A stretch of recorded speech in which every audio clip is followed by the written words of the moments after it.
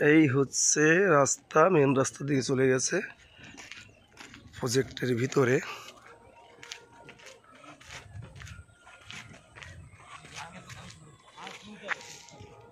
এই এই কাজ, এই জমি সবাই যা পিলার পিলার করা,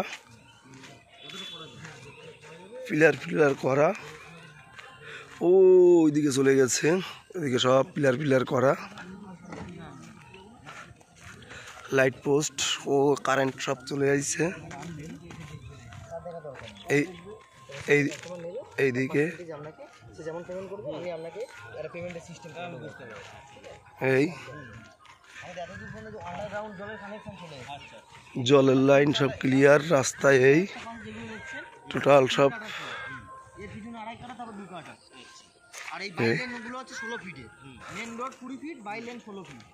এবারে এখান দিয়ে আমাদের ম্যাক্সিমাম সব সেল হয়ে গেছে, লোক নিয়ে নিয়েছে। ধরো রাস্তা রয়েছে, কটা প্লটের পরে রাস্তা রয়েছে, এই তো 3-3 ছকাটা করে রাস্তা, আবার 3-3 ছকাটা করে বাইক বাইরে, এর পিছনে 3-3 ছকাটার পিছনে হচ্ছে 2.5 ফিট, তারপর 2-2 প্রথমটা 3-3, তারপর এটা 2.5। এখানে মোটামুটি আমাদের এটা 1.5 বছরের চলছে। ঠিক আছে, এবার এখান থেকে